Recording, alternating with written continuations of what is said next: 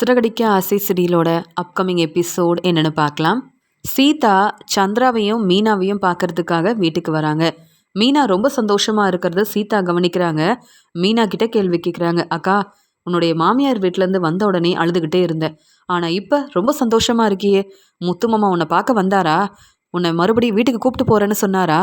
அதான் இவ்வளோ சந்தோஷமா இருக்கிறியா அப்படின்னு ரொம்ப சந்தோஷமா கேள்வி கேட்டுட்டு இருக்காங்க சீதா. உடனே சத்யா சொல்கிறாங்க, சீதா உனக்கு தெரியாதுல்ல, முத்துமாமா நேற்று நம்ம வீட்டில் தான் இருந்தார். அக்காவும் முத்துமாமாவுக்காக என்னெல்லாம் சமைச்சு கொடுத்தா தெரியுமா? முத்துமாமா அந்த வீட்டில் இருக்கும்போது அவங்க அம்மா சாப்பிட்டீங்களான்னு கூட கேட்க மாட்டாங்களாம். அதனால் நம்ம வீட்டுக்கு வந்ததுக்கப்புறமா எல்லார்கிட்டையும் சந்தோஷமாக பேசிகிட்டு இருந்தாரு. அதனால தான் மீனாக்கா இன்னைக்கு ரொம்ப சந்தோஷமாக இருக்காங்க தெரியுமா அப்படின்னு சத்யா சொன்னதை கேட்டு, அப்படியாக்கா, எனக்கும் தெரிஞ்சிருந்தா நானும் வந்திருப்பேன். ஆனால் என்ன செய்ய, முத்துமாமா என்ன செஞ்சாலும் அதெல்லாம் சரியே இல்லைன்னு அருண் சொல்வார். அருண் கிட்ட சொல்லாமல் என்னால் இங்கேயும் வர முடியாது, முத்துமாமா கிட்ட பேசவும் முடியாது. பரவாயில்லக்கா, நீ பிரச்சனையை பற்றி யோசிக்காம இப்போ நிம்மதியாக சந்தோஷமாக இருக்கல்ல, எனக்கு அதுவே போதும் அப்படின்னு சொல்கிறாங்க சீதா. சரிக்கா, எப்போ தான் உன் மாமியார் வீட்டுக்கு போக போகிற அப்படின்னு கேட்குறாங்க. இப்படி சீதா கேள்வி கேட்ட உடனே மீனா சொல்கிறாங்க, நான் போகணும்னு தான் நினைக்கிறேன். விஜயாத்தை சொல்லாமல் அந்த வீட்டு பக்கமே போகக்கூடாதுன்னு நான் யோசனை பண்ணி வச்சுருக்கேன். ஏன்னா அந்த வீட்டுக்கு நான் வரணும்னா விஜயாத்தை சொன்னாதான் முடியும். அவங்களால தானே அம்மா வீட்டுக்கு வந்திருக்கேன். அவங்க சொன்னாதானே அந்த வீட்டுக்கு போக முடியும். என்னால் தான் பிரச்சனை வருதுன்னு அவங்க நம்புகிறாங்க.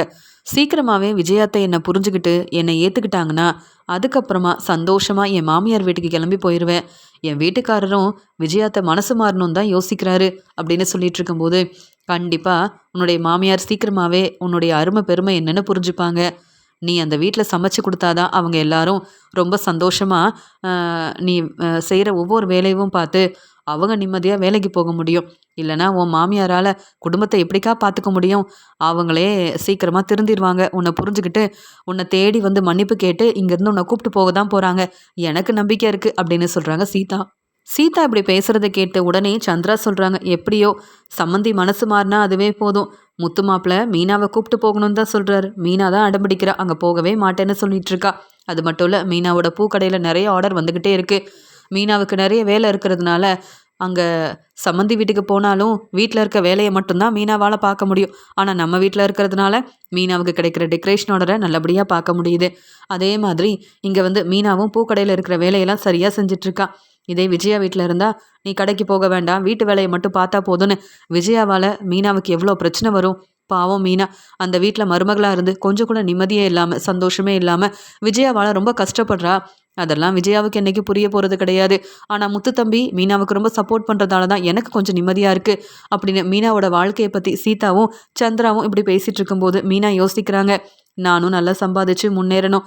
அதுக்கப்புறமா விஜயாத்தை கண்டிப்பாக என்னை புரிஞ்சுப்பாங்க. விஜயாத்தையால் எனக்கு அப்புறம் பிரச்சனையே வராதில்ல. அதுக்காக கஷ்டப்பட்டு நானும் சம்பாதிக்கணும். என்னுடைய வேலையை உண்மையாக நேர்மையாக செஞ்சு முன்னேறி காட்டணும் அப்படின்ற மாதிரி யோசிக்கிறாங்க மீனா. இங்கே ரோகிணியை பார்க்கறதுக்காக சிந்தாமணி ரோகிணியோட வீட்டுக்கு வராங்க. சிந்தாமணி வரதை பார்த்துட்டு ரோகிணி யோசிக்கிறாங்க, சிந்தாமணி எதுக்கு இப்போ இங்கே வந்திருக்காங்கன்னு தெரியல. ஃபோன் பண்ணவும் இல்லை. ஆனால் என்னை பார்க்க வந்திருக்காங்கன்னா கண்டிப்பாக ஏதோ ஒரு காரணம் இருக்கும். என்னன்னு கேட்போம் அப்படின்னு சொல்லிட்டு, வாங்க சிந்தாமணி, என்ன பார்க்க வந்திருக்கீங்க, உங்களுக்கு நிறைய வேலை இருக்கும் அப்படின்னு சொல்லிட்டு எதுக்கு வந்திருக்காங்கன்ற உண்மையை தெரிஞ்சுக்கணும்னு நினைக்கிறாங்க ரோகிணி. அந்த சமயம் சிந்தாமணி சொல்கிறாங்க, ரோகிணி, உங்களுக்கு நான் எவ்வளவோ உதவி செஞ்சுருக்கேன். நீங்கள் கேட்டப்பெல்லாம் உங்களுக்கு நிறைய பணம் கொடுத்துருக்கேன். ஆனால் இப்போ எனக்கு சரியாக பிஸ்னஸில் எந்த ஒரு வருமானமும் வரதில்லை. ஏன், எனக்கு யாருமே டெக்கரேஷன் ஆர்டர் கொடுக்குறதே இல்லை. அப்படி இருக்கும்போது எனக்கு கொஞ்சம் பணம் தேவைப்படுது. உங்ககிட்ட பணம் கேட்கலாமேன்னு வந்தேன்னு சொல்லும்போது, என்ன சிந்தாமணி, என்கிட்டயே பணம் கேட்க வந்தீங்க அப்படின்னு சொல்லி பேரதிர்ச்சியோடு பார்க்குறாங்க ரோகிணி. உடனே சிந்தாமணி சொல்கிறாங்க, ரோகிணி, உங்ககிட்ட இப்போ பணம் இருக்காதுன்னு தெரியும். ஆனால் நான் கொடுத்த பணத்தை தான் கேட்க வந்திருக்கேனே தவிர்த்து உங்கள் பணத்தை கேட்க வரவே இல்லை அப்படின்னு சொல்லும்போது, என்கிட்ட அவ்வளோ பணம் இல்லையே. என் அம்மாவுக்காக அவங்கள ஹாஸ்பிட்டல் கூட்டிகிட்டு போகணுன்றதுக்காக உங்ககிட்ட நிறைய பணம் வாங்கியிருக்கேன். என் பையனோட படிப்புக்காகவும் நிறைய பணம் வாங்கியிருக்கேன். இப்போ அந்த பணத்தை எப்படி திருப்பி நான் தர முடியும்? நான் சரியாக வேலைக்கும் போகிறதில்ல. உங்களுக்கே தெரியும், நான் ரொம்ப கஷ்டப்படுறேன். எங்கே தங்குறதுன்னு கூட தெரியாமல் என் ஃப்ரெண்டுங்க கிட்டலாம் உதவி கேட்டு அவங்களும் உதவி செய்யவே முடியாதுன்னு சொன்னதுக்கப்புறமா உங்களை தேடி வந்தேன். நீங்கள் உடனே எனக்கு உதவி செய்ய முன் வந்தீங்க. அதே மாதிரி உங்கள் வீட்டில் என்ன தங்க வச்சிங்க அப்படின்னு சொல்லி சிந்தாமணியை பெருமையாக பேசுகிறாங்க. அப்போ தான் சிந்தாமணி என்னை புரிஞ்சுக்கிட்டு பணம் கேட்க மாட்டாங்கன்னு நினச்சிக்கிட்டு ரோகிணி இப்படிலாம் பேசிகிட்டு இருக்காங்க. உடனே சிந்தாமணி, எனக்கு எல்லாம் புரியுது ரோகிணி, இருந்தாலும் எனக்கும் நிறைய பிரச்சனை இருக்குது. என்னுடைய பிஸ்னஸ்க்காக நிறைய பேர் வேலை பார்க்குறாங்க. அவங்களுக்கெல்லாம் சம்பளம் கொடுக்கணும். எனக்கே சரியாக எந்த ஒரு வருமானமும் இல்லை. என் பொண்ணு வேற அப்பப்போ என்னை பார்க்க வரும்போது என் பொண்ணுக்கு தேவையானதெல்லாம் வாங்கி கொடுக்கணும். உங்களுக்கு நான் உதவி செய்யணுன்ற அவசியமே கிடையாது. இருந்தாலும் நீங்களும் உங்கள் பையன் உங்கள் அம்மானு உங்கள் குடும்பத்தை பார்த்துக்கணும். நீங்கள் இப்படி கஷ்டப்படுறீங்க. விஜயாவும் உங்களை புரிஞ்சுக்கல, மனோஜும் உங்களை புரிஞ்சுக்கல. அதுக்காக தான் நீங்கள் என்னை தேடி வந்த உடனே உங்களுக்கு உதவி செய்கிறேன்னு சொல்லி நானும் என்னால் முடிஞ்ச உதவியை செஞ்சுட்டேன். ஆனால் இப்போ எனக்கு பணம் தேவைப்படுது. உங்கள் அம்மாவோட ஹாஸ்பிட்டல் செலவுக்காக என்கிட்ட 1,00,000 ரூபா கடன் வாங்கியிருந்தீங்க. உங்கள் பையன் படிப்புக்காகவும் நிறைய பணம் வாங்கியிருந்தீங்கல்ல, அந்த பணத்தை தந்தாலே போதும். அதுக்கப்புறமா நீங்கள் வாங்கின பணத்தை நான் கேட்க போகிறது கிடையாது. இப்போ எனக்கு கொஞ்சம் பணம் தேவைப்படுது. நீங்கள் எப்படியாவது யார்கிட்டயாவது கேட்டு பணத்தை ஏற்பாடு பண்ணி கொடுத்தீங்கன்னா ரொம்ப நல்லா இருக்கும். ஏன்னா நீங்கள் இப்போ என் வீட்டில் தான் தங்குறீங்க. மாதம் மாதம் வாடகை பணம் நான் கேட்குறதில்ல. என் வீட்டில் இருக்க பொருளை தான் பயன்படுத்துகிறீங்க. அதுக்காகவும் நான் பணம் கேட்கவே இல்லையே. இப்படி என்னால் முடிஞ்ச உதவி தானே செய்ய முடியும். என்னால் முடிஞ்ச அளவு பணம் கொடுத்தேன். இப்போ எனக்கு என்னுடைய நிலைமையை புரிஞ்சுக்கிட்டு நீங்கள் அந்த பணத்தை திருப்பி தந்தீங்கன்னா ரொம்ப நல்லாயிருக்கும். எப்படியாவது இன்னும் 2-3 நாளையில் அந்த பணத்தை கொடுக்க முடியுமா அப்படின்னு கேட்குறாங்க சிந்தாமணி. இப்போ என்கிட்ட இவ்வளோ பணம் கேட்டால் உடனே திருப்பி தர முடியாது. ஏன்னா நான் வேலைக்கும் போகலை. எனக்கு உதவி செய்கிறது சிந்தாமணி தான். ஆனால் இந்த பணத்தை என்னால் திருப்பி தர முடியாதுன்னு சொன்னால் என் வீட்டில் நீங்கள் தங்க வேண்டாம்னு சொல்லிட்டாங்கன்னா அப்புறம் கிறிஷை கூப்பிட்டு நான் எங்கே போக முடியும்? என் அம்மாவும் ரொம்ப முடியாமல் இருக்காங்க. அவங்கள அப்பப்போ நான் ஹாஸ்பிட்டல் கூட்டிகிட்டு போகணும். எனக்கு இப்போ உதவி செய்கிறது சிந்தாமணி தான். அவங்க பணத்தை கண்டிப்பாக நான் திருப்பி தரணும். இல்லைனா வேறு வழியே இல்லை அப்படின்னு ரோகிணி ரொம்பவே யோசிக்கிறாங்க. சிந்தாமணி கேட்குறாங்க, என்ன ரோகிணி இவ்வளோ யோசிக்கிறீங்க? நீங்கள் பணம் கேட்டப்ப யோசிக்காமல் நான் கொடுத்து உதவி செஞ்சேன்ல. இப்போ எனக்கு ஒரு பிரச்சனைனா எனக்கு நான் கொடுத்த பணத்தை திருப்பி தர வேண்டாமா? எனக்கு இப்போ நிறைய பிரச்சனை இருக்குது. இல்லைனா இந்த பணத்தை கண்டிப்பாக கேட்க மாட்டேன். என்னை பற்றி உங்களுக்கு தெரியும்ல அப்படின்னு சொல்கிறாங்க சிந்தாமணி. ரோகிணி யோசிக்கிறாங்க, வேறு வழியே இல்லை, சிந்தாமணி பேச்சை கேட்டு தான் ஆகணும் அப்படின்னு சொல்லிட்டு சீக்கிரமாகவே நீங்கள் கொடுத்த பணத்தை நான் ஏற்பாடு பண்ணி கொடுத்துட்றேன், கவலைப்படாமல் இருங்க. அது மட்டும் இல்லை, நீங்கள் எனக்கு எவ்வளவோ உதவி செஞ்சுருக்கீங்க. நீங்கள் கொடுத்த பணத்தை தானே கேட்குறீங்க, எப்படியாவது ஏற்பாடு பண்ணிடுறேன்னு சொல்கிறாங்க ரோகிணி. உடனே சிந்தாமணி ரொம்ப சந்தோஷமாக அங்கேருந்து கிளம்புறாங்க. சிந்தாமணி இப்படி வருவாங்க, அவங்க கொடுத்த பணத்தை கேட்பாங்கன்னு நான் எதிர்பார்க்கவே இல்லை. இப்போ பணத்தை தர முடியாதுன்னு சொல்லி பிரச்சனை செஞ்சா அப்புறம் அவங்களும் நீ இந்த வீட்டில் இருக்க வேண்டாம்னு சொல்லிடுவாங்க. என்னால் அப்புறம் என் அம்மாவையும் பையனையும் கூப்பிட்டுட்டு எங்கே போகிறதுன்னு தெரியாமல் நான் ரொம்ப கஷ்டப்படணும். முதல்ல பார்லர் ஏற்கனவே வேலை பார்த்த பார்லரில் போயிட்டு ஓனர்கிட்ட பேசி நான் முதல்ல அந்த வேலைக்கு போகணும். அப்படியே வேலைக்கு போனாலும் உடனே சம்பளம் கிடைக்காது, முன்பணமும் கேட்க முடியாது. அவங்கக்கிட்ட பணம் கேட்டால் என்னை நம்பி பணம் தரவும் மாட்டாங்க. யார்கிட்ட கேட்டு இவ்வளோ பணத்தை கடன் வாங்க முடியும்? அப்படியே கடன் வாங்கினாலும் மாதம் மாதம் வட்டி பணம் கொடுக்கணுமே. இவ்வளோ பிரச்சனை இருக்குது, நான் எப்படி இந்த பிரச்சனையை சமாளிக்க போகிறேன்னு ஒன்றுமே தெரியவே இல்லையே அப்படின்னு ரொம்பவே குழப்பத்தில் இருக்கிறாங்க இங்கே ரோகிணி. அந்த சமயம் ரோகிணியோட அம்மா கேட்குறாங்க, என்னம்மா கல்யாணி, எதுக்கு சிந்தாமணி பேசிட்டு போகிறாங்கன்னு கேட்கும்போது, அதை ஏம்மா கேட்குறீங்க? நீங்கள் வேறு ஹாஸ்பிட்டலில் இருந்தீங்கல்ல, அப்பப்போ உங்களை டாக்டர்கிட்ட கூப்பிட்டு போயிட்டு வந்தேன்ல, எனக்கு நிறைய பணம் தேவைப்பட்டதுன்னு சிந்தாமணி கிட்ட தாம்மா பணம் வாங்கியிருந்தேன். இங்கே கிறிஷோட படிப்பு செலவுக்காகவும் நிறைய பணம் வாங்கியிருந்தேன். அந்த பணத்தை இப்போ கேட்க மாட்டாங்கன்னு நினச்சா சிந்தாமணி இப்போ பிஸ்னஸில் எனக்கு நிறைய பிரச்சனை இருக்குது, அந்த பிரச்சனையை சமாளிக்க எனக்கு நிறைய பணம் தேவைப்படுது, உங்களுக்கு எவ்வளோ உதவி செஞ்சுருக்கேன், என்னுடைய பணத்தை திருப்பி கொடுங்கன்னு கேட்டுட்டாங்க. இப்போ என்கிட்ட அவ்வளோ பணமும் இல்லை, நகையும் இல்லை. நகை இருந்தால் கூட நகையை வச்சு எப்படியாவது பணத்தை ஏற்பாடு பண்ணுவேன். என்ன செய்யன்னு தெரியாமல் தாம்மா ரொம்பவே யோசிக்கிறேன். சிந்தாமணிக்கிட்ட பணத்தை கொடுக்க முடியலனா இந்த வீட்டில் தங்க வேண்டாம்னு சொல்லிடுவாங்க. அப்புறம் எங்கேம்மா போகிறது? நான் சிந்தாமணியை மட்டும்தான் இப்போ நம்பிட்டு இருக்கேன். என் ஃப்ரெண்டுங்க கூட உதவி செய்யாதப்ப சிந்தாமணி தாம்மா உதவி செஞ்சாங்க. அவங்களுக்கு ஒரு பிரச்சனைனா நானும் அவங்க கொடுத்த பணத்தை திருப்பி கொடுத்தா தானம்மா நல்லது அப்படின்னு சொல்லி யோசிக்கிறாங்க. இப்போ என்ன செய்ய போகிற கல்யாணி அப்படின்னு கேட்குறாங்க. தெரியலம்மா, ஆனால் சீக்கிரமாகவே நான் வேலைக்கு போகணும். வேலைக்கு போனாதான் இந்த பிரச்சனையை சமாளிக்க முடியும்னு மட்டும் தெளிவாக தெரியுது. ஆனால் யார்கிட்ட உதவி கேட்கன்னு தெரியலம்மா அப்படின்னு சொல்லும்போது, பேசாமல் முத்துமீனா கிட்ட உதவி கேட்கலாமா அப்படின்னு சொல்கிறாங்க. அம்மா என்னம்மா சொல்கிறீங்க? விஜயாத்தக்கிட்ட பேசணும்னு போனால் அவங்க என்னை கண்டுக்கவே மாட்டிக்கிறாங்க, தேவையில்லாமல் பேசுகிறாங்க. மனோஜும் உன்னை ஏற்றுக்கவே முடியாது, நீ செஞ்ச பிரச்சனையை என்னால் மறக்கவே முடியலன்னு நான் ஃபோன் பண்ணால் கூட பேச மாட்டேங்கிறாரு. இந்த பிரச்சனைக்கெல்லாம் காரணமே முத்துவும் மீனாவும் தான். அவங்கக்கிட்ட நான் பணம் கேட்குறதா? வேண்டவே வேண்டாமா. அப்படியே நான் பணம் கேட்டாலும் அவங்க கண்டிப்பாக உதவி செய்ய மாட்டாங்க. ஏன்னா அந்த வீட்டுக்கு நான் மருமகளாக வரக்கூடாதுன்னு எப்படி விஜயத்தை யோசிக்கிறாங்களோ அதே மாதிரி முத்துவும் மீனாவும் நினைக்கிறாங்க. அவங்களால தானேம்மா நான் இப்படி ஒரு நிலைமையில் இங்கே நிற்கிறேன். இப்படி இவ்வளோ கஷ்டப்படுறேன்னா அதுக்கு காரணமே மீனாவும் முத்துவும் தான். அவங்கக்கிட்ட பணம் கேட்குறதா? வேண்டாமா, நானே பார்த்துக்கிறேன். இந்த பிரச்சனையை பற்றி நானே யோசனை பண்ணிக்கிறேன். நீங்கள் இருக்கிற வேலையை மட்டும் பாருங்கள்.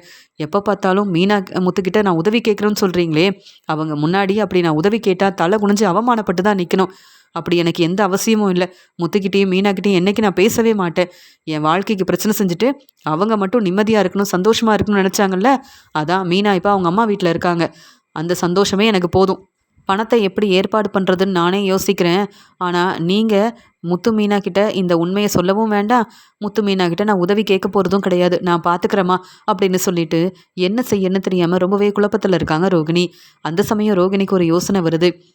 இப்போ ஸ்ருதி ரெஸ்டாரண்ட் வச்சுருக்காங்க, அவங்களுக்கு நல்ல வருமானம் வரும்ல. அவங்க ரெஸ்டாரண்ட்டுக்கு போயிட்டு நடந்த பிரச்சனையை பற்றி பேசி எனக்கு உதவி செய்யுங்கன்னு சொன்னால் எப்படியும் ஸ்ருதி இந்த விஷயத்தில் மீனா பேச்சை கேட்க மாட்டாங்க. ஸ்ருதி இப்போ நல்ல பிஸ்னஸ் செய்கிறாங்க, அவங்கக்கிட்ட கண்டிப்பாக நிறைய பணம் இருக்கும். மீனா கேட்ட உடனே அவங்க டெக்கரேஷன் ஆர்டருக்காக பிஸ்னஸ்க்காக உதவி செய்கிறாங்க. இந்த முறை எனக்கு உதவி செய்யட்டுமே, வேற வழி இல்லை, யார்கிட்ட கேட்குறதுன்னு தெரியல. இப்போ வித்யா என் ஃப்ரெண்டு தான், ஆனால் என்கிட்ட பேசுகிறதே இல்லை. மகேஸ்வரியும் என்கிட்ட பேசுறது இல்லை. அப்புறம் நான் யார்கிட்ட உதவி கேட்க முடியும் அப்படின்னு யோசிக்கிறாங்க. அந்த சமயம் ஸ்ருதியோட ஞாபகம் வந்த உடனே நாளைக்கே ஸ்ருதியை போய் பார்த்து பணத்தை ஏற்பாடு பண்ணணும். எப்படியும் ஸ்ருதி மட்டும்தான் நமக்கு இப்போ உதவி செய்ய முடியும். ஏற்கனவே ஸ்ருதியோட அம்மா கிட்ட 2 லட்ச ரூபா பணம் வாங்கியிருக்கோம். இந்த உண்மை இப்போ வரைக்கும் ஸ்ருதிக்கு தெரியாது. ஸ்ருதியோட அம்மாவும் இந்த பணத்தை நம்மக்கிட்ட பெருசாக கேட்கவும் இல்லை. அதனால எந்த பிரச்சனையும் இல்லாமல் இருக்கேன். இப்போ சிந்தாமணி பணம் கேட்ட மாதிரியே இந்த உண்மையை சுதா ஸ்ருதிக்கிட்ட சொல்லி அப்புறம் பணம் கேட்டு ஸ்ருதி பிரச்சனை செய்கிறதுக்குள்ள எப்படியாவது ஸ்ருதிக்கிட்ட பேசி நம்ம நிலைமையை புரிய வச்சு ஸ்ருதிக்கிட்ட உதவி கேட்கணும். அவங்களால மட்டும்தான் இப்போதைக்கு நமக்கு உதவி செய்ய முடியும். வேற யார்கிட்டையும் உதவி கேட்கவும் முடியாது, யாரும் நம்மளை நம்பி பணம் கொடுக்கவும் மாட்டாங்க. சிந்தாமணி மறுபடியும் வந்து பணம் கேட்கும்போது பணத்தை ஏற்பாடு பண்ணி கொடுத்தாதான் நம்ம சந்தோஷமா இந்த வீட்டில் இருக்க முடியும். இல்லைனா சிந்தாமணி என்ன செய்வாங்கன்னு கூட என்னால் யோசிக்க முடியல. அதனால் இனி கொஞ்சம் கவனமாகவே இருக்கணும். தேவையில்லாமல் சிந்தாமணி கிட்ட பணம் வாங்கவும் கூடாது. நம்ம வேலைக்கு போய் நம்ம குடும்பத்தை பார்த்துக்கணும். அப்போ தான் சிந்தாமணியால் எனக்கு பிரச்சனை வந்தாலும் என் குடும்பத்தை பார்த்துக்கக்கூடிய நிலைமை எனக்கு வரும். என் குடும்பத்தை நல்லபடியாக பார்த்துக்கணுன்னா நான் சிந்தாமணியவே நம்பிட்டு இருக்கக்கூடாது, அவங்க கொடுக்குற பணத்தையும் நம்பிட்டு இருக்கக்கூடாதுன்னு தெளிவாக புரிஞ்சுக்கிட்டேன் அப்படின்னு சொல்லிட்டு ரோகிணி யோசிக்கிறாங்க. மீனா ஸ்ருதியை பார்க்கறதுக்காக வந்திருக்காங்க. இங்கே ரெஸ்டாரண்ட்டில் வேலை பார்த்துட்டு இருந்த ஸ்ருதி மீனா வந்த உடனே ரொம்ப சந்தோஷமாக, என்ன மீனா பூ எடுத்துகிட்டு வந்திருக்கீங்களான்னு கேட்குறாங்க. ஆமாம் ஸ்ருதி, அப்படியே உங்களை பார்த்து பேசிட்டு போகிறதுக்காக வந்திருக்கேன்னு சொல்கிறாங்க. என்ன மீனா என்னாச்சு, நீங்கள் விஜயத்தை வீட்டுக்கு எப்போ போகிறீங்க அப்படின்னு கேட்டுட்டு இருக்கும்போது, அதெல்லாம் ஒரு பக்கம் இருக்கட்டுங்க, கண்டிப்பாக நான் விஜயத்தை வீட்டுக்கு போவேன்ற நம்பிக்கை எனக்கு இருக்குது. ஆனால் இப்போ எனக்கு பெரிய டெக்கரேஷன் ஆர்டர் கிடச்சிருக்கு, தேவையான பொருளெல்லாம் வாங்கணும். ஆனால் என்கிட்ட அவ்வளோ பணம் இல்லை, என்ன செய்யன்னு தெரியல அப்படின்னு சொல்கிறாங்க. என்ன மீனா, நீங்கள் தான் இப்போ பூக்கடைக்கு ஓனராக இருக்கீங்களே, மாதம் மாதம் உங்களுக்கு சம்பளம் வருமே, அது மட்டும் இல்லாமல் எல்லா இடத்துலையும் பூ கொடுக்குறீங்க, மாலை ஆர்டர் எடுத்து செய்கிறீங்க, அதனால் உங்களுக்கு நிறைய வருமானம் வரும்ல அப்படின்னு கேட்குறாங்க ஸ்ருதி. ஆமாங்க, எனக்கு நல்ல வருமானம் வந்தது, சம்பளமும் கிடச்சிது. ஆனால் அம்மா வீட்டில் இருக்கிறதுனால நிறைய கடன் இருக்குது. அவங்க வீட்டில் இருந்துட்டு அவங்களுக்கு உதவி செய்யாமல் இருக்க முடியுமா? அதான் இருந்த பணம்லாம் செலவாயிருச்சு, என்ன செய்யன்னு தெரியலன்னு சொல்லும்போது, நீங்கள் சொல்கிறது சரிதான், நீங்கள் ரொம்பவே பாவம் மீனா, எவ்வளோ கஷ்டப்பட்டு வேலை செய்கிறீங்க, உங்கள் நிலமை எனக்கு புரிய வருது. இப்போ என்கிட்ட உதவி கேட்டு வந்திருக்கிறதா சொன்னீங்கல்ல, என்ன உதவி கேட்டு வந்தீங்க அப்படின்னு சொல்லும்போது, இல்லை எனக்கு கொஞ்சம் பணம் கொடுத்தீங்கன்னா டெக்கரேஷன் ஆர்டருக்கு நான் அந்த பணத்தை வந்து பயன்படுத்திப்பேன். அதுக்கப்புறமா எனக்கு சம்பளம் கிடைச்ச உடனே திருப்பி கொடுத்துருவேன். அந்த பணத்தை கண்டிப்பாக நான் திருப்பி கொடுத்துருவேன். என் மேலே நம்பிக்கை இருந்தால் மட்டும் உதவி செய்யுங்கன்னு சொல்கிறாங்க மீனா. என்ன மீனா, நீங்கள் உங்கள் மேலே எனக்கு நம்பிக்கை இல்லையா? நீங்கள் அந்த பணத்தை திருப்பி தந்தாலும் சரி, தரலனாலும் சரி, நான் அந்த பணத்தை கேட்க போகிறதில்ல. எனக்கு உங்களை பற்றி தெரியாதா? மீனா, இப்படி கேட்குறதுக்கு நீங்கள் எதுக்காக ரொம்ப யோசிக்கிறீங்க? நான் உங்களுடைய தங்கச்சி தானே, எனக்கு ஒரு உதவினா உங்ககிட்ட கேட்க மாட்டேனா? நீங்கள் எப்பயுமே என் அக்கா தான். உங்களுக்கு பிரச்சனைனா உடனே என்கிட்ட கேட்கலாம். உங்களுக்கு ஏதாவது பணம் வேணும்னாலும் என்கிட்ட கேட்கலாம். நான் இப்போ எவ்வளோ பெரிய பிஸ்னஸ் செய்கிறேன் மீனா, இந்த பிஸ்னஸ்க்கு நான் ஓனராக இருக்கணும்னு நினச்சதே கிடையாது. ரவி தான் இந்த ரெஸ்டாரண்ட்டை பார்த்துக்கணும்னு நினச்சேன். ஆனால் என் நிலைமையை பாருங்கள், பிடிச்ச வேலையும் செய்யணும், ரவிக்காக இந்த ரெஸ்டாரண்ட்டை வந்து ஆரம்பித்தேன், இந்த வேலையும் பார்த்துக்கணுன்னு நான் எவ்வளவோ கஷ்டப்படுறேன். ஆனால் ரவி என்னை புரிஞ்சிக்கவே மாட்டேங்கிறாரு. ஆனால் விஜயாத்தை ஃபோன் பண்ணி நீ எப்போ வீட்டுக்கு வருவேன்னு கேட்குறாங்க. நான் ரொம்ப தனியாக இருக்கிற மாதிரி இருக்குது, நீ வந்தால் கொஞ்சம் நல்லா இருக்கும், எல்லாரும் ஒத்துமையாக இருக்கணும்னு நினைக்கிறேன்னு என்கிட்ட பேசுகிறாங்க. என்கிட்ட பேசுகிற மாதிரியே மீனாவுக்கும் ஃபோன் பண்ணி பேசுங்க, அவங்களையும் வர வைங்கன்னு சொல்லியிருக்கேன். இதுக்கு மேலே நான் என்ன பேச முடியும் சொல்லுங்கள்? விஜயாத்தை கூட திருந்திடுவாங்க போல், ஆனால் அந்த நீத்துவும் ரவியும் திருந்தவே மாட்டிக்கிறாங்க அப்படின்னு சொல்லி பேசிகிட்டு இருக்கும்போது மீனா சொல்கிறாங்க, சரிங்க எல்லாம் நல்லபடியாக நடக்கும் அப்படின்னு பேசிகிட்டு இருக்கேன். இங்கே ஸ்ருதியும் எவ்வளோ பணம் வேணும் மீனான்னு கேட்டுட்டு பணத்தை கொடுக்குறாங்க. மீனா அந்த பணத்தை வாங்கிட்டு ரொம்ப சந்தோஷமா, சரி ஸ்ருதி, எனக்கு வேலையெல்லாம் முடிச்சுட்டு இந்த பணத்தை கொண்டு வந்து கண்டிப்பாக கொடுத்துருவேன் அப்படின்னு சொல்லிட்டு அங்கேருந்து கிளம்பும்போது அங்கே ரோகிணி வந்து நிற்கிறாங்க. ரோகிணியை பார்த்துட்டு மீனாவுக்கு ரொம்ப கோவம் வருது. எதுக்கு இவங்க வந்திருக்காங்க அப்படின்னு மீனா யோசிக்கிறாங்க. ஆனால் நம்மளை பார்க்க வரலையே, ஸ்ருதியை பார்க்க தானே வந்திருக்காங்க. ஸ்ருதியே பேசட்டும், நமக்கு இங்கே என்ன வேலை? நம்ம வந்தோம், ஸ்ருதி கிட்ட பேசிட்டோம், உடனே கிளம்ப வேண்டியதான் அப்படின்னு மீனா அங்கேருந்து கிளம்பிடுறாங்க. இங்கே ரோகிணி பார்க்குறாங்க, பரவாயில்ல, இந்த ஸ்ருதி எதுக்கு மீனாவுக்கு இவ்வளோ பணம் கொடுக்குறாங்க? மீனா கேட்டால் உடனே பணத்தை கொடுத்துருவாங்க. இதே நாம் பணம் வேணும்னு கேட்டால் என்ன செய்கிறாங்கன்னு பார்ப்போமே அப்படின்னு சொல்லிட்டு அங்கே வந்த ரோகிணி, ஸ்ருதி உங்ககிட்ட பேசணும்னு சொல்கிறாங்க. ரோகிணி, எனக்கு நிறைய வேலை இருக்குது. அது மட்டும் இல்லை, நீங்கள் பேசினாலே எனக்கு பிடிக்கலங்க. நீங்கள் தேவையில்லாமல் பேசுவீங்க. இப்போ எதுக்கு வந்திருக்கீங்கன்னு கூட தெரியல. நீங்கள் வந்தாலே கண்டிப்பாக பிரச்சனை வரும்னு தெரியும். முதல்ல இங்கேருந்து கிளம்புங்க. மீனா வந்தால் நான் ரொம்ப சந்தோஷமாக இருப்பேன். ஆனால் நீங்கள் வந்தீங்கன்னா எனக்கு கொஞ்சம் கூட பிடிக்காதுங்க ரோகிணி. நீங்கள் கிளம்பிருங்க அப்படின்னு சொல்கிறாங்க. இல்லைங்க, உங்களை பார்த்து பேசிட்டு போகலாமேன்னு வந்தா இப்படி பேசுகிறீங்களே அப்படின்னு சொல்லும்போது, மீனாவை பார்த்தா சந்தோஷமாக உங்கள் வேலையெல்லாம் விட்டுட்டு பேசுகிறீங்க. என்னை பார்த்தா ஏங்க கோவப்படுறீங்க? நான் மனோஜை ஏமாத்துனது உண்மைதான். எதுக்காக? என் வாழ்க்கைக்காக தானே. மனோஜை உண்மையாகவே விரும்பி கல்யாணம் பண்ணிக்கிட்டேன். இப்போ வரைக்கும் மனோஜை விட்டு கொடுக்கக்கூடாதுன்னு தான் நானும் கஷ்டப்படுறேன். எனக்காக நீங்கள் யாரும் சப்போர்ட் பண்ணலைன்னா பரவாயில்ல, என்கிட்ட பொறுமையாக பேசலாம்ல. நான் என்னங்க செஞ்சேன் அப்படின்னு சொல்கிறாங்க ரோகிணி. உடனே ஸ்ருதி சொல்கிறாங்க, எனக்கு உங்களை பற்றி தெரியாதாங்க. உங்களை என்றைக்குமே நம்ப மாட்டேன் ரோகிணி. அது மட்டும் இல்லை, மீனா கூட உங்களை நம்பலாம். மீனா கூட உங்களை நம்பி உதவி செய்யணும்னு நினைக்கலாம். ஆனால் நான் என்றைக்குமே உங்களை நம்பி மனசு மாறி உதவி செய்யணும்னு நினைக்கவே மாட்டேன் ரோகிணி. ஏன்னா வீட்டில் உள்ள எல்லாரையும் நம்ப வச்சு பொய் சொல்லி எப்படி ஏமாத்திருக்கீங்க. இனியும் நீங்கள் திருந்துவீங்கன்னு நான் நம்பணுமா? அதனால் இங்கேருந்து கிளம்புறீங்களா அப்படின்னு சொல்லும்போது, போதுங்க, இப்படிலாம் பேசாதீங்க. நான் எவ்வளோ கஷ்டப்படுறேன் தெரியுமா? எனக்கு என்ன செய்யனே தெரியாமல் தான் உங்களை பார்க்கறதுக்காக வந்திருக்கேன். எனக்காக, என் பையன் கிருஷிக்காக நீங்கள் கண்டிப்பாக உதவி செய்யணும் அப்படின்னு சொல்கிறாங்க. என்னது, உங்களுக்கு நான் உதவி செய்யணுமா? என்னங்க, என்ன பிரச்சனை உங்களுக்கு? எதுக்கு வந்திருக்கீங்க? தெளிவாக சொல்லுங்கள் அப்படின்னு சொல்கிறாங்க ஸ்ருதி. உடனே ரோகிணி அழுதுகிட்டே உண்மையை சொல்கிறாங்க. எனக்கு கொஞ்சம் பணம் தேவைப்படுது. நீங்கள் பெரிய பிஸ்னஸ் செய்கிறீங்க. வேறு யார்கிட்ட உதவி கேட்கன்னு எனக்கு தெரியல. அது மட்டும் இல்லாமல் யார்கிட்டையும் உதவி கேட்கக்கூடிய நிலமையில நான் இல்லை. என் ஃப்ரெண்டுங்க யாருமே என்கிட்ட பேசுகிறதில்ல. உங்களை நம்பி தான் வந்திருக்கேன். எனக்கு தேவையான பணத்தை கொடுத்தீங்கன்னா சந்தோஷமாக நான் இங்கேருந்து கிளம்பிடுவேன். நான் பிரச்சனை செய்ய வரவே இல்லை. என் பையனை பார்த்துக்கணும், என் அம்மாவை பார்த்துக்கணும், என் குடும்பத்தை கவனிக்கணும்னு நான் ரொம்ப கஷ்டப்படுறேங்க. அதனால் எனக்கு கொஞ்சம் பணம் தேவைப்படுது அப்படின்னு சொல்கிறாங்க ரோகிணி. உங்களுக்கு நான் எதுக்குங்க பணம் கொடுக்கணும்? நீங்கள் கேட்டிங்கன்னா உங்களுக்கு நான் அப்படியே உதவி செய்யணுமா என்ன? நம்ம எல்லாரும் ஒரே வீட்டில் இருந்தோம். ஆனால் கொஞ்சம் கூட யோசிக்காமல் மனோஜுக்காகவும் அந்த வீட்டில் மருமகளாக இருக்கணுன்றதுக்காகவும் எவ்வளவோ பொய் சொல்லி ஏமாற்றிட்டீங்க. இப்போ என்கிட்ட பணத்தை வாங்கணும்னு நினைக்கிறீங்களே, நீங்கள் இதுலேயும் பொய் தான் சொல்வீங்க. உங்களுக்கு தான் உண்மையை பேசவே தெரியாதே ரோகிணி. உங்கள் குடும்பத்தை பார்த்துக்கணுன்னா நீங்கள் எப்பயும் போல் வேலைக்கு போக வேண்டியதானே. அதை விட்டுட்டு என்னை தேடி வந்து பணம் கேட்டால் எப்படிங்க தர முடியும்? அதெல்லாம் உங்களுக்கு உதவி செய்ய முடியாது. எனக்கு நிறைய வேலை இருக்குது. இப்போ இங்கேருந்து கிளம்புறீங்களா அப்படின்னு சொன்ன உடனே ரோகிணிக்கு ரொம்ப கோவம் வருது. என்ன ஸ்ருதி இப்படி பேசுகிறீங்க? மீனா இப்போ உங்களை பார்க்க வந்தாங்க. சந்தோஷமாக பேசுனீங்க. அவங்க கேட்ட உடனே பணத்தை எடுத்து கொடுத்தீங்க. அது மட்டும் இல்லை, இன்னும் உங்களுக்கு என்ன தேவை இருந்தாலும், உங்களுக்கு எவ்வளோ உதவி கேட்டாலும் நான் அப்படியே செய்வேன்னு சொன்னீங்களே. ஆனால் என் நிலைமை யோசிக்க மாட்டேங்கிறீங்கல்ல. மீனாவுக்காக என்ன வேணாலும் செய்வேன்னு சொல்கிறீங்க. ஆனால் என்னுடைய வாழ்க்கையை புரிஞ்சுக்கிட்டு எனக்காகவும் என் குடும்பத்துக்காகவும் உதவி செய்ய முடியாதுன்னு இப்படி பேசுகிறீங்களே. உங்களை நம்பி தான் வந்திருக்கேன் அப்படின்னு அழுதுகிட்டே ரோகிணி பேசும்போது, போதும் ரோகிணி, இதுக்கு மேலே நீங்கள் அழுது நடித்தாலும் நான் நம்பவே மாட்டேங்க. நீங்கள் ஏமாற்றுவீங்க, நீங்கள் பொய் சொல்வீங்க, அவ்வளவுதான் ரோகிணி. உங்களை பற்றி எனக்கு ரொம்ப நல்லா தெரியும். இப்போவே இங்கேருந்து கிளம்புங்கன்னு சொல்லும்போது உடனே ஸ்ருதி சொல்கிறாங்க, நீங்கள் கிளம்பலன்னா அவ்வளவுதான், அப்புறம் நானும் சும்மா இருக்க மாட்டேன். ரவி, இங்கே வா ரவி அப்படின்னு சொல்லி கூப்பிடுறாங்க. ரவி சொல்கிறாரு, கிச்சனில் நிறைய வேலை இருக்குது. ரோகிணிகிட்ட ஏன் பேசிகிட்டு இருக்க? இவங்களால எவ்வளோ பிரச்சனை வந்திருக்கு. முதல்ல நீ இருக்கிற வேலையை பாரு அப்படின்னு சொல்கிறாங்க. உடனே ரவிகிட்ட பேசுகிறதுக்காக ஸ்ருதி அங்கேருந்து கிளம்பி போகும்போது ரோகிணி யோசிக்கிறாங்க, நம்ம நிலமையை புரிஞ்சிக்காம ஸ்ருதி இப்படி பேசிட்டு போகிறாங்க. நமக்கு ஒரு பிரச்சனைன்னு உடனே இவங்களை தேடி வந்திருக்கோம். எப்பயுமே உதவி செய்ய முடியாதுன்னு மீனாவும் ஸ்ருதியும் இப்படி அடம்பிடிக்கிறாங்க. அப்படி என்ன பெரிய தப்பு பண்ணிட்டேன்னு இவங்க இவ்வளோ கோவப்படுறாங்க. இன்றைக்கி பணத்தை வாங்காமல் இங்கேருந்து கிளம்பவே கூடாது. என்ன ஆனாலும் பரவாயில்ல, எனக்கு கிடைக்க வேண்டிய பணம் கிடைக்கணும். அப்போ தான் சிந்தாமணிக்கு அந்த பணத்தை கொடுக்க முடியும். இல்லையா, சிந்தாமணி வீட்டில் நான் தங்கவே முடியாது. சிந்தாமணியால் பிரச்சனை வரும். அப்புறம் சிந்தாமணி என்னைக்கு எனக்கு உதவி செய்ய மாட்டாங்க. நானும் மனோஜும் ஒன்று சேர்ந்து சந்தோஷமாக எங்கள் வாழ்க்கையை பார்த்துக்கணுன்னு சிந்தாமணி மட்டும்தான் உதவி செய்கிறாங்க. அவங்களும் என்னை புரிஞ்சுக்கலன்னா என் நிலைமை என்ன ஆகுறது?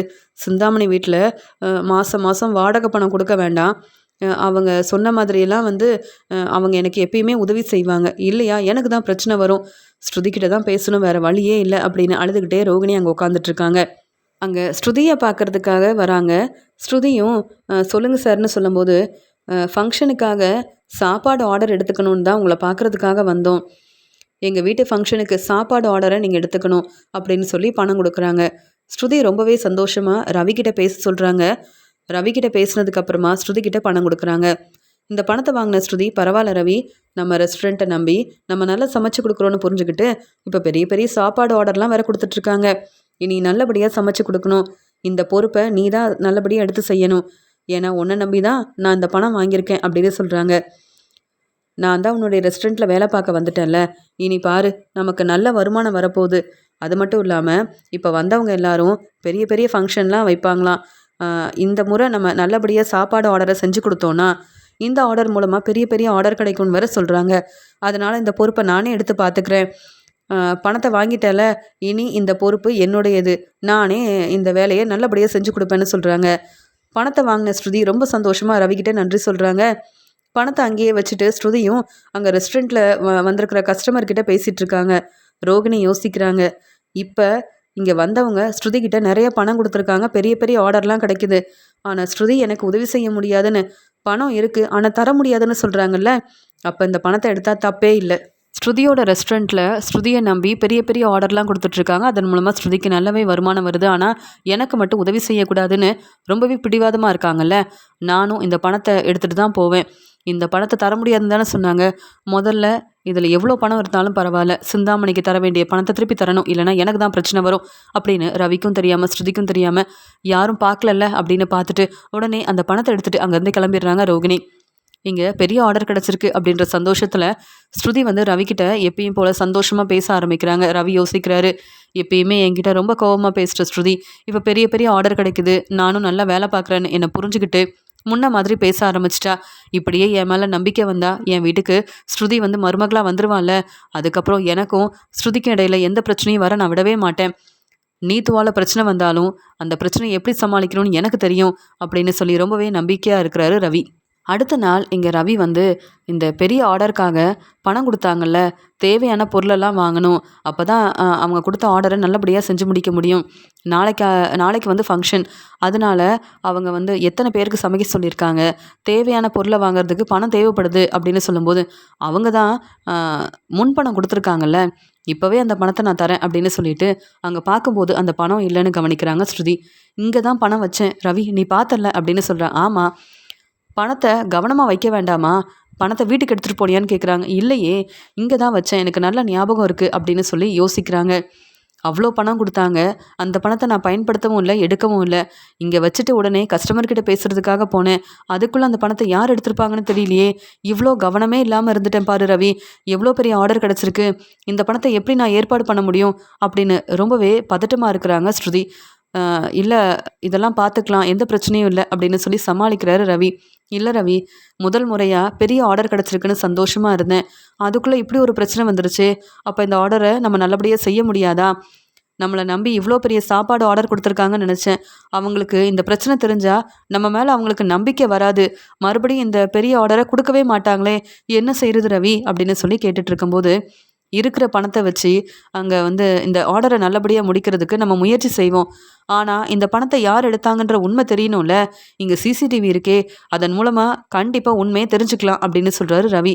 நல்ல வேலை ரவி, நீ சரியான யோசனை சொன்ன. இப்போவே சிசிடிவி மூலமாக உண்மையை கண்டுபிடிப்போம் அப்படின்னு சொல்கிறாங்க.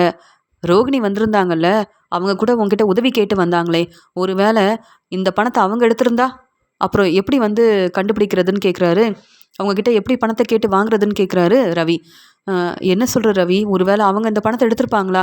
ஆமாம், நீ சொன்ன மாதிரியே ரோகிணி இந்த வேலையை செஞ்சாலும் செய்வாங்க. அவங்களுக்கு இப்போ பணம் தேவைப்பட்டது. அதனால தான் என்கிட்ட உதவி கேட்டு வந்தாங்க. பணம் கொடுக்க முடியாதுன்னு சொல்லி அனுப்பலான்னு நினச்சேன். ஆனால் அவங்க இங்கேயே உட்காந்து அழுதுட்டு இருந்தாங்க. அப்போ பணம் இருக்குதுன்னு பார்த்துட்டு தான் அவங்க இந்த பணத்தை எனக்கு தெரியாமல் எடுத்திருப்பாங்க போல். சிசிடிவி மூலமாக உண்மையை தெரிஞ்சுப்போம். ஒரு வேளை ரோகிணி தான் பிரச்சனை செஞ்சுருக்காங்கன்னு தெரிஞ்சிருந்தா அவங்கள நான் என்னைக்கு சும்மா விடவே மாட்டேன் அப்படின்னு சொல்லிட்டு சிசிடிவி மூலமாக உண்மையை தெரிஞ்சுக்கிறாங்க. அங்கே ரோகிணி யாருக்கும் தெரியாமல் பணம் எடுக்கிறாங்க. உடனே அங்கேருந்து கிளம்புறாங்க. இதெல்லாம் பார்த்துட்டு பேரதிர்ச்சியோடு இருக்காரு ரவி. ரொம்பவே கோபமாக இருக்காங்க ஸ்ருதி. பாத்தியா ரவி, நீ சொன்ன மாதிரி இந்த ரோகிணி திட்டம் போட்டு இப்படி ஒரு வேலையை செஞ்சுட்டாங்க. நமக்கு இந்த பணம் எவ்வளோ தேவைன்னு நமக்கு தான் தெரியும். நம்மளை நம்பி இந்த பணத்தை கொடுத்துட்டு போயிருக்காங்கன்னா இந்த ஃபங்க்ஷனுக்கு நம்ம நல்லபடியாக சமைச்சு கொடுப்போன்னு நம்மளை நம்பி பெரிய ஆர்டர் கொடுத்துருக்காங்க. ஆனால் ரோகிணி அவங்க வாழ்க்கையை பற்றி யோசிப்பாங்க. இப்போ அவங்களுக்கு பணம் தேவைப்படுதுன்னு நினச்சிட்டு நமக்கு இப்படி ஒரு பிரச்சனையை செஞ்சுட்டாங்கல்ல, இவங்கள சும்மா விடக்கூடாது ரவி அப்படின்னு சொல்லிட்டு ரோகிணியை பார்க்கறதுக்காக கிளம்புறாங்க. ஆனால் ரோகிணி எங்கே இருக்காங்கன்னு தெரியாததுனால உடனே இங்கே வந்து மீனாவுக்கு ஃபோன் பண்ணுறாங்க. மீனா சொல்கிறாங்க, நீங்கள் எதுக்குங்க அவங்கள பார்க்க போகிறீங்கன்னு கேட்கும்போது, என்ன செஞ்சுருக்காங்க தெரியுமா அந்த ரோகிணி, எனக்கு தெரியாமல் ஏன் ரெஸ்டாரண்ட்டுக்கு வந்தாங்க, உதவி கேட்டாங்க, தேவையில்லாமல் பேசாதீங்கன்னு சொன்னேன், அவங்களுக்கு உதவி செய்யவே முடியாதுன்னு சொன்னேன். அப்போ எனக்கு ஒரு பெரிய ஆர்டர் கிடச்ச உடனே அந்த பணத்தை எடுத்துகிட்டு கிளம்பிட்டாங்க. இப்போ எனக்கு அந்த பணம் கண்டிப்பாக வேணும் இல்லையா, பெரிய ஆர்டரை என்னால் இப்போதைக்கு செய்ய முடியாது, எனக்கு இதன் மூலமாக எந்த லாபமும் கிடைக்காது. ரோகிணி இப்படி என்னை ஏமாற்றுவாங்கன்னு நினைக்கவே இல்லை மீனா. இப்போ ரோகிணி எங்கே தங்கியிருக்காங்கன்னு மட்டும் சொல்லுங்கள், நான் பார்த்துக்கிறேன் அப்படின்னு சொல்கிறாங்க. உடனே ரவியும் ஸ்ருதியும் ரொம்பவே கோவமாக ரோகிணியை பார்க்குறதுக்காக சிந்தாமணியோட வீட்டுக்கு கிளம்பி போகிறாங்க. ரோகிணி ரொம்ப சந்தோஷமாக இருக்காங்க. எப்படியோ பணம் கிடச்சிருச்சு, சிந்தாமணியை வேற வர சொல்லியிருக்கோம், முதல்ல இந்த பணத்தை கொடுத்துருவோம், அதுக்கப்புறம் சிந்தாமணியால் எந்த பிரச்சனையும் வராதுல்ல அப்படின்னு சந்தோஷமாக இருக்கும்போது அங்கே யாரோ வந்திருக்காங்கம்மா, யாருன்னு பாருங்களேன் அப்படின்னு சொல்கிறாங்க ரோகிணி. அந்த சமயம் ரோகிணி வந்து பார்க்குறாங்க, இங்கே வந்து ஸ்ருதியும் ரவியும் நிற்கிறாங்க. ஸ்ருதி நீங்களா அப்படின்னு பேரதிர்ச்சியோட கேட்ட உடனே அங்கே வந்த ஸ்ருதி ரொம்ப கோவமாக ரோகிணியை பலார் பலார்னு வெளுத்து வாங்குறாங்க.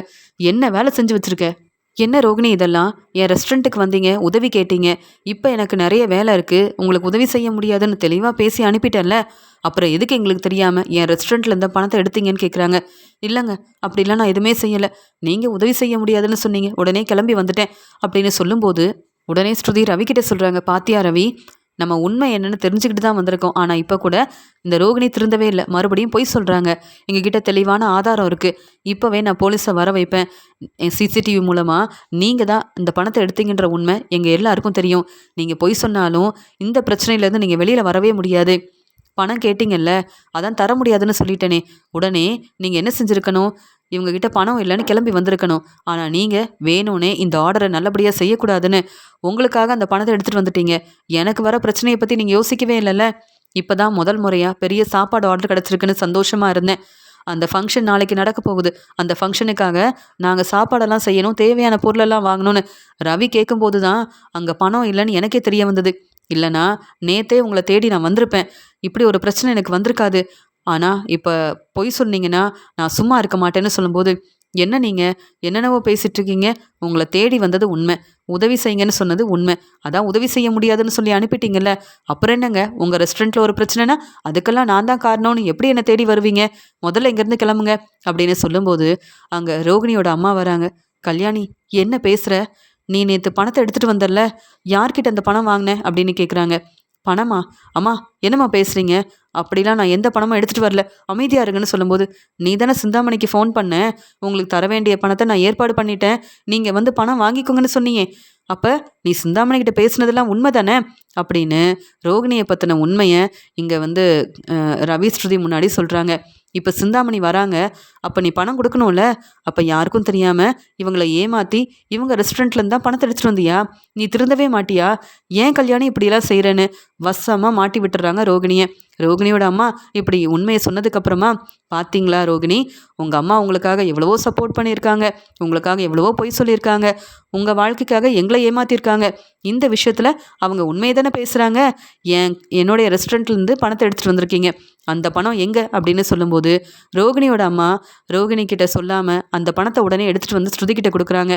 இந்த பணம் உங்கள் பணம் தானே, உங்கள் ரெஸ்டாரண்ட்டில் இருந்த பணம் தானே, என் பொண்ணுக்காக நான் மன்னிப்பு கேட்குறேன் அப்படின்னு அழுதுகிட்டே மன்னிப்பு கேட்குறாங்க. கல்யாணி இப்படிலாம் செய்யாத கல்யாணி அப்படின்னு சொல்கிறாங்க. அம்மா என்ன வேலைமா செஞ்சிட்ருக்கீங்க, இப்போ சிந்தாமணி வந்தால் என் நிலைமை என்ன ஆகுறது, அவங்க கேட்ட பணத்தை தர முடியாமல் நம்ம யாருமே இங்கே தங்கவும் முடியாது, என்னம்மா இப்படி செஞ்சிட்டிங்கன்னு சொல்லும்போது, பரவாயில்ல அப்படி ஒரு நிலைமை வந்தாலும் பரவாயில்ல, இனியும் உனக்காக நான் பொய் சொல்ல போகிறதே கிடையாது, யாரையும் நீ ஏமாத்துறதை பார்த்துட்டு அமைதியாக இருக்க போகிறதும் கிடையாது, உங்கள் பணத்தை எடுத்துகிட்டு இங்கேருந்து கிளம்புங்க, நீங்கள் வந்து ரோகிணி செஞ்சது தப்புன்னு இப்போ ரோகிணியை போலீஸ்கிட்ட வசமாக மாட்டி விட்டுறாதீங்க, கிறிஷோட வாழ்க்கையை மட்டும் நீங்கள் பார்த்தா போதும், கிறிஷுக்காக இந்த பிரச்சனையை பெருசாக்க வேண்டான்னு சொல்கிறாங்க. உடனே ரவி சொல்கிறாங்க, எவ்வளோதான் நாங்கள் பொறுமையாக இருக்கிறது, இதுக்கு மேலே நீங்கள் சொல்கிறீங்கன்னு உங்கள் பேச்சை கேட்டுட்டு நாங்கள் அமைதியாக இருக்க போகிறதே இல்லை. ஸ்ருதி இப்போவே நீ போலீஸை வர சொல்லு, இவங்களுக்கெல்லாம் சரியான பாடம் புகட்டினாதான் இனி இப்படி ஒரு வேலையை செய்ய மாட்டாங்க. அப்போ நீங்கள் சிந்தாமணி வீட்டில் தான் தங்கியிருக்கீங்களா, அவங்க தான் உங்களுக்கு உதவி செய்கிறாங்களா, பரவாயில்லையே, எங்கள் அம்மாவும் சிந்தாமணியை நம்புகிறாங்க. ஆனால் சிந்தாமணி உங்களுக்கு வந்து இடம் கொடுத்து தங்க வச்சு உங்களை நல்லா பார்த்துக்கிறாங்களா அப்படின்னு சொல்லி ரவியும் ஸ்ருதியும் கேள்வி கேட்க ரோகிணி தலை குனிஞ்சு நிற்கிறாங்க. இங்கே என்னுடைய அம்மா இப்படி ஒரு வேலையை செஞ்சுட்டாங்க அப்படின்னு ரொம்பவே கோபமாக பார்க்குறாங்க. அந்த சமயம் சிந்தாமணி அங்கே வந்துடுறாங்க. சிந்தாமணி வந்த உடனே ஸ்ருதியும் ரவியும் எதுக்கு இங்கே நிற்கிறாங்க, ஒன்றுமே புரியலையே அப்படின்னு யோசிக்கிறாங்க. உடனே எங்கள் ஸ்ருதி சொல்கிறாங்க, என்ன சிந்தாமணி, ரோகிணிக்கு ரொம்ப உதவி செய்கிறீங்க போல், அவங்களுக்கு நிறைய பணம் கொடுத்துருக்கீங்களா? எங்கள் ரெஸ்டாரண்ட்லேருந்து எங்களுக்கே தெரியாமல் பணத்தை எடுத்துகிட்டு வந்துட்டாங்க ரோகிணி. இப்போ போலீஸ் வர போகிறாங்க, என்ன பேசுகிறாங்கன்னு நீங்களும் பாருங்களேன். ஆமாம், ரோகிணி எங்கே தங்கியிருக்காங்கன்னு கூட உங்களுக்கு எனக்கு தெரியாதுன்னு விஜயாத்துக்கிட்ட சொன்னீங்களே, எல்லாமே பொய் தானா? பாத்தியா ரவி, இங்கே யாரை நம்பணும் யாரை நம்பக்கூடாதுன்னு விஜயாத்துக்கு தெரியல. ஆனால் சிந்தாமணி விஜயாத்துக்கு உதவி செய்கிற மாதிரி பேசுகிறாங்க. ஆனால் உண்மையாகவே ரோகிணிக்கு தான் உதவி செஞ்சுருக்காங்க போல் அப்படின்னு பேசிகிட்டு இருக்கும்போதே அங்கே ரவி சொல்கிறாரு, வேண்டாம், போலீஸை வர வைக்க வேண்டாம், நம்ம முதல்ல இங்கேருந்து கிளம்புவோம். இவங்க கிட்டலாம் பேசி எந்த பிரயோஜனமும் இல்லைன்னு சொல்லும்போதே அதை எப்படி சும்மா விட முடியும்? நம்மக்கிட்ட சிசிடிவி ஆதாரம் தெளிவாக இருக்குது. ரோகிணி யாருக்கும் தெரியாமல் பணத்தை எடுத்துகிட்டு வந்திருக்காங்க. இவங்களை இப்படியே விட்டால் மறுபடியும் நமக்கு தெரியாமல் அங்கே ரெஸ்டாரண்ட்டில் வந்து என்னென்ன பிரச்சனை செய்வாங்க. இந்த ரோகிணியை என்னால் என்றைக்கும் நம்பவே முடியாது. நான் முன்னேறக்கூடாதுன்னு நினைக்கிறது, நான் சரியாக பிஸ்னஸ் செய்யக்கூடாதுன்னு நினைக்கிறதுன்னு இந்த ரோகிணி எப்போ பார்த்தாலும் எனக்கு பிரச்சனை மட்டும்தான் செய்கிறாங்க. இன்னும் என்னென்ன செய்ய திட்டம் போட்டிருக்காங்கன்னு வேற தெரியல அப்படின்னு சொல்லிட்டு உடனே போலீஸ்க்கு ஃபோன் பண்ணுறாங்க. அங்கே ரோகிணியை தேடி போலீஸ் வந்து நிற்கிறாங்க. ரோகிணி அழுதுகிட்டே ஸ்ருதியோட கையை பிடிச்சிக்கிட்டு மன்னிப்பு கேட்குறாங்க. உடனே ரவி சொல்கிறாங்க, ரோகிணி, நீங்கள் மட்டும் இப்படி ஒரு வேலையை செய்யாமல் இருந்தால் உங்களை தேடி வந்திருக்கவும் மாட்டோம், உங்களுக்கு இப்படி ஒரு பிரச்சனை செய்யணும்னு நினச்சிருக்கவும் மாட்டோம். ஏற்கனவே மனோஜை ஏமாத்துறதெல்லாம் போதாதா? எதுக்கு தேவையில்லாமல் தேடி வந்து பிரச்சனை செய்கிறீங்க? நீங்கள் இப்படி செஞ்சதால் இன்றைக்கி ஸ்ருதி எவ்வளோ கஷ்டப்பட்டா தெரியுமா? இந்த பெரிய ஆர்டர் கிடச்சிருக்குன்னு சந்தோஷமாக இருக்கும்போது இப்படி பணத்தை யார் எடுத்தாங்கன்னு தெரியலையே, எப்படி இந்த பெரிய ஆர்டரை முடிக்கிறதுன்னு தெரியலையேன்னு நாங்கள் எவ்வளோ கஷ்டப்பட்டோன்னு நீங்கள் யோசிக்க வேண்டாம்? உங்கள் வாழ்க்கையை பற்றி மட்டும்தான் யோசிப்பீங்களா?